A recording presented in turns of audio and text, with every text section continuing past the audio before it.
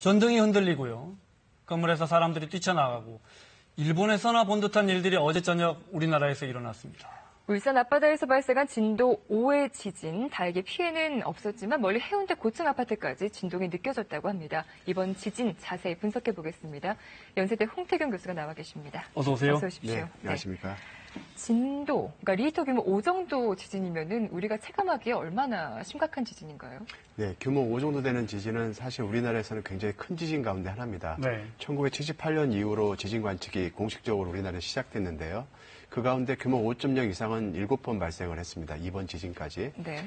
그래서 역대 랭킹으로 따져보면 공동 5위 정도 되는 큰 지진인데요. 과거에 규모 5점대의 지진 가운데 하나인 속리산 지진 때는 내륙에서 발생을 하고 꽤나 많은 피해를 일으킨 적이 있습니다. 인명피해와 함께 재산 피해가 많았는데요. 이번 지진 같은 경우에는 해역 지역에서 발생을 하다 보니까 내륙까지 전파되는데 오랜 시간이 필요하고 또 거리가 필요하기 때문에 에너지가 많이 저감된 상태로 내륙에 도달했고 그로 인해서 피해가 거의 발생하지 않은 상황이었습니다. 내륙에 도달할 때까지는 얼마나 걸립니까? 저희가 그 진앙지하고 지도 그림을 봤더니 그래픽을 봤더니 얼마 멀지는 않던데요. 네, 그렇습니다. 이번 내륙과 그 진앙지까지의 거리는 한 40여 킬로로 판단되고 있는데요. 근데 지진파가 이제 피파 같은 경우에는 초당 6.8킬로 정도 이동을 하고 있습니다. 그러니까 한 6초 정도 되는 시간이면은 진앙지에서부터 이 내륙까지 도달하게 되는 시간이 되겠습니다. 이번에는 해안가에서 발생했지만 만약 이것이 육지, 내륙에서 발생했다면 이 정도 규모면은 더 큰 피해가 일어나게 되는 건가요? 그렇습니다. 이 규모 5 정도만 되더라도 만약에 이곳이 진앙지였다면은 건물 피해가 직접적으로 일으킬 수 있고요. 그로 인해서 인명피해로 연결될 수 있습니다. 이러한 사례들은 우리나라뿐만 아니라 과거 여러 나라에서도 이미 목격된 바 있고요. 이게 더 커져서 규모 7 정도 된다면, 물론 규모 7은 규모 5에 비해서 1000배나 더 큰 지진이지만, 그런 지진이 이제 2010년 IT 지진이었는데 30만 명이 넘게 사망한 경우도 있었습니다. 규모 7이 규모 5 지진에 비해서 1000배나 큰 지진입니다. 네, 이 에너지가 규모가 한 단위씩 바뀔 때마다 에너지는 32배씩 차이가 나는데요. 그래서 규모가 둘이 차이가 나면 32 곱하기 32가 돼서 거의 한 1000배가 됩니다. 1000배 가까이 되는군요. 그래도 규모 5, 저희도 참 이렇게 높은 수준의 지진이 우리 울산 앞바다에서 올 거라고는 거의 예측 못했는데, 그러면 이렇게 여쭤볼게요. 만약에 규모 5의 지진이 내륙에서, 부산이든 울산이든 내륙에서 났다면 일부 건물이 무너질 정도입니까?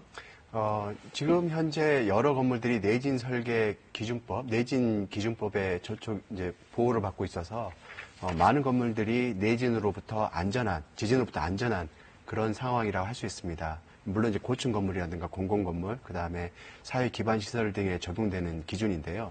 하지만 이제 일반 건물, 일반 가옥 같은 데는 그런 기준이 없습니다. 그러니까 만약에 지진이 발생을 한다면 그런 가옥들은 이제 직접적인 피해를 볼 수 있는 상황이고요. 특히나 이제 내진 설계 기준이 되는 이런 기준법들이 거의 2000년대에 들어와서 완비가 되다 보니까 공공 건물이라 하더라도 과거에 지어진 건물들은 이런 그 지진에 아무래도 취약할 수밖에 없는 상황이거든요. 그래서 만약에 내륙에서 발생을 했다면 그런 구역에 있는 그런 오래된 건물 중심으로 피해를 볼 가능성이 있습니다. 얼마 동안 보면 또 유독 그쪽 울산 앞바다 쪽에서 발생이 많은데 특이한 이유가 있습니까? 아니면 우연입니까? 예, 꼭 울산 앞바다만 많지는 않고요. 우리나라 지진 분포를 보게 되면은 이 서해, 그 다음에 내륙에서는 속리산 이론, 그 다음에 동해 앞바다, 남해, 그 다음에 최근에는 제주 이론에서 지진 발생 빈도가 급증하고 있습니다. 이렇게 이제 지진이 많은 곳은 일반적으로 큰 지진이 발생할 확률도 덩달아 상승하게 되거든요. 그래서 과거에 우리 역사 기록물을 보게 되면 규모 7 내외의 지진들이 발생한 곳으로 사료가 되고 있는데 이런 지진들이 바로 이렇게 지진이 많이 발생하는, 집중적으로 발생하는 지역을 중심으로 발생했을 가능성이 아주 높아 보입니다.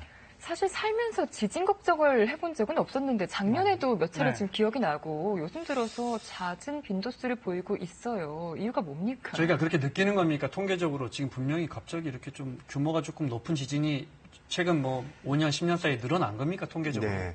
그 뚜렷한 변화가 있었던 시기가 있었습니다. 동일본 대지진 후에 한반도에 이제 급격한 지진 발생 빈도의 변화가 유발이 됐는데요. 그 당시 한반도가 이렇게 끌려가면서 한반도는 동쪽은 5cm, 서쪽은 2cm 끌려가면서 한반도가 확장이 되고 그로 인해서 지진 발생 빈도가 급증을 했었습니다. 그래서 예년 수준의 2배가 넘게 발생을 하다가 한 3, 4년 그 정도 지속이 되다가 최근에 와서는 예년 수준으로 돌아가고 있거든요. 네. 근데 올해 들어서 또 작년에 비해서 또 지진이 많이 발생하는 것처럼 비춰지고 있는데 이것은 동일본 대지진 후에 교란됐던 지각이 다시 폐경 상태를 찾게 되면서 응력에 취약한 환경이 된 게 아닌가라는 추정을 하고 있을 뿐입니다. 아직까지는 그 원인에 대해서는 정확한 이해를 못하고 있는 상황이라 할 수 있습니다. 교수님 말씀대로라면 최근 들어 왜 이렇게 지진이 잦은 거야? 이 질문은 저희의 오해일 수도 있는 거네요. 예, 지금 전 세계적으로 봤을 때는 전체 지진 발생 빈도는 작년이나 올해나 거의 비슷합니다. 그렇군요. 하지만 이제 초대형 지진이라고 하는 게 또 있는데요. 네. 규모 8.5 이상이 되는 초대형 지진들이 1950년대, 60년대 발생을 하다가 70년대, 80년대, 90년대는 없었습니다. 그러다 2004년 12월 26일 수마트라 대지진부터 또 이 초대형 지진들이 연거푸 발생을 하고 있거든요. 동일본 대지진도 그 가운데 하나인데요. 네. 이렇게 초대형 지진이 한 번 발생할 때마다 전 지구적으로 지진 발생 빈도가 급증을 합니다. 네. 이것은 한 10년, 20년 정도 지속이 되기 때문에 그래서 동일본 대지진이나 이런 초대형 지진을 발생한 시점을 기준으로 본다면은 증가한 것도 사실입니다. 네.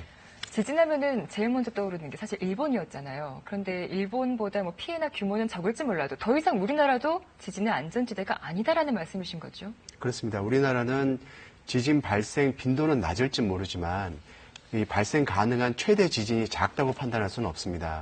우리나라는 내륙에 있다, 판의 경계부로부터 안쪽에 있다 보니까 힘이 쌓이는데 오랜 시간이 소요되고 그로 인해서 오랜 시간이 경과해야지만 비로소 지진이 발생을 하게 됩니다.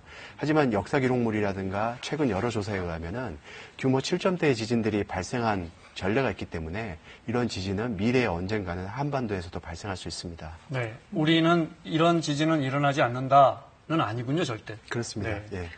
잇따른 장마의 지진에 참 많이들 놀라셨을 텐데 국민안전처에서 이렇게 재난이 발생하면은 긴급 재난 문자를 보내잖아요. 네. 누구는 받았고 누구는 못 받았다는 겁니다. 네. 이건 왜 차이가 있는 거예요? 네, 이 국민안전처에서 발송한 이 문자는 이 진도가 높은 지역을 중심으로 발송했다고 알려져 있습니다. 네. 그래서 그 진앙지로부터 가까운 곳에 위치한 곳이 이제 진도가 높게 나타났는데요. 네. 이 지역 주민들한테는 발송이 되고 수도권 등 일원에 있는 분들은 이제 멀리 떨어져 있기 때문에 네. 발송이 되지 않았는데 또 이 발송된 문자가 처음 문자와 나중 문자가 이 날짜가 날짜도 좀 바뀌어가지고 잘못됐더군요. 예. 네. 그래서 또 그런 데면서 또 혼란이 또 발생하기도 했었습니다. 네.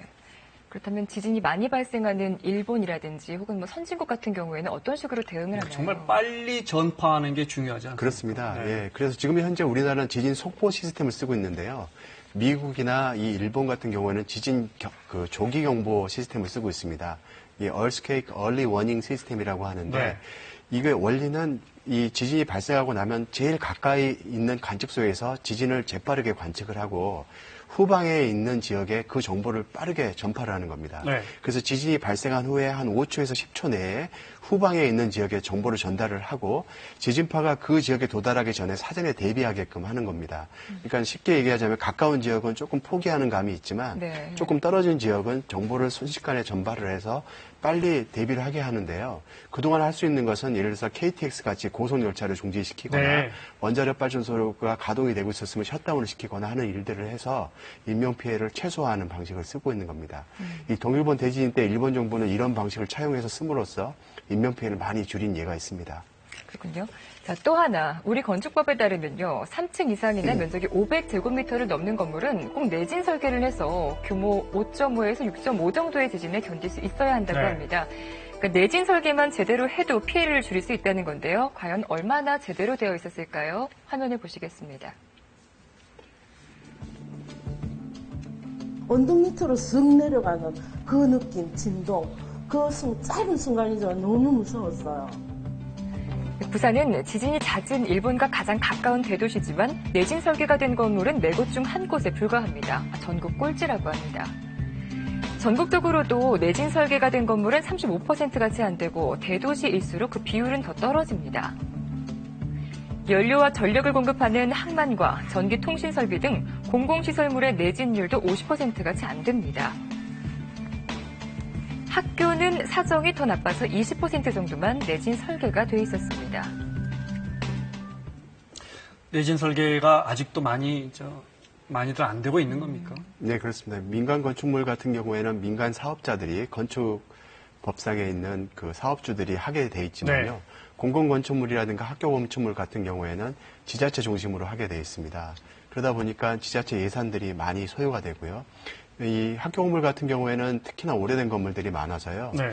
이 시급히 보강을 해야 되는데 지자체 예산이 워낙에 한정돼 있다 보니까 네. 많이 쪼들리고 있는 상황입니다. 법으로 뭐 일정 정도 규모, 뭐 형태에 따라서 층에 따라서 이렇게 내진의 뭐 기준이 다 다를 텐데 네. 이미 지어버린 건물은 보강할 수가 없습니까? 하는 방법이 있습니다. 네. 실제로 이 보강을 하게 돼 있고요. 그래서 어떤 특정한 건축물이 나중에 이제 법제화가 돼서 내진 성능을 보강하게 되는 경우는 네. 이 지자체 중심으로 해서 그에 합당할 정도로 보강을 하게 돼 있고요. 일본 정부 같은 경우에는 이 동경대 가보게 되면은 오래된 건축물 밖에 철제 빔이 돼 있는 거를 네. 쉽게 목격하실 수 있는데 그게 다 보강이 된 건축물이 할 수 있습니다. 지진 발생 시 행동 요령을 한 번쯤 들어보셨을 거예요. 주변이 네. 흔들리면 뭐 식탁이나 책상 밑에 들어가서 숨어라. 그런데 우리나라의 경우에는 일본처럼 목조식이 아니라 콘크리트 건물이어서 더 위험할 수가 있다고 그래요. 맞아요. 어떻게 네, 합니까? 어떻게 바라보느냐에 따라 다른데요. 네. 물론 이제 목조 건물 같은 경우에는 지진동에 의해서 건축물이 같이 움직이기 때문에 비교적 안전하다라고 하는 견해도 있습니다. 그런 측면은 분명히 맞는 말이고, 하지만 이제 콘크리트 건물들은 이제 붕괴 위험이 있기 때문에 또 위험하다는 얘기도 있지만, 반대로 견딜 수 있는 또 힘도 강하다고 할 수도 있거든요. 네. 그런데 문제는 건물이 붕괴됐을 때 피해 사항을 보게 되면은 확실히 콘크리트 건물이 더 위험할 가능성이 높습니다. 네. 그런데 이제 우리나라 같은 경우에는 이렇게 학교 같은 건물에서 이제 대피 훈련 같은 것들이 많이 이루어지고 있지만은 아직까지 많이 생활화되어 있지 못한 상황이라고 할 수 있습니다. 지진이 발생하게 되면은 제일 먼저 탁자나 식탁 밑으로 들어가서 몸을 숨기고 건물이 이제 안정화가 되면 빨리 대피하는 것이 최선의 방법이어서 나중에 여진이나 또 다른 지진이 발생했을 때 피해를 최소화할 수 있습니다. 알겠습니다. 어제 119 신고 전화, 문의 전화 빗발쳤는데 나가야 되느냐, 안에 있어야 네. 되느냐 많이들 물어보셨거든요. 네. 뛰쳐나가야 됩니까? 나가지 말아야 됩니까? 흔들리는 동안에는 건물 안에 계셔야 되고요. 경황이 없으니까. 일단 멈췄다면 무조건 밖으로 나가셔야 됩니다. 알겠습니다. 자, 연세대 홍태경 교수와 함께했습니다. 고맙습니다. 네. 들었습니다. 자, 뉴스 집중 오늘 순서 여기까지입니다. 내일 오후 4시에 다시 찾아뵙겠습니다. 고맙습니다. 고맙습니다.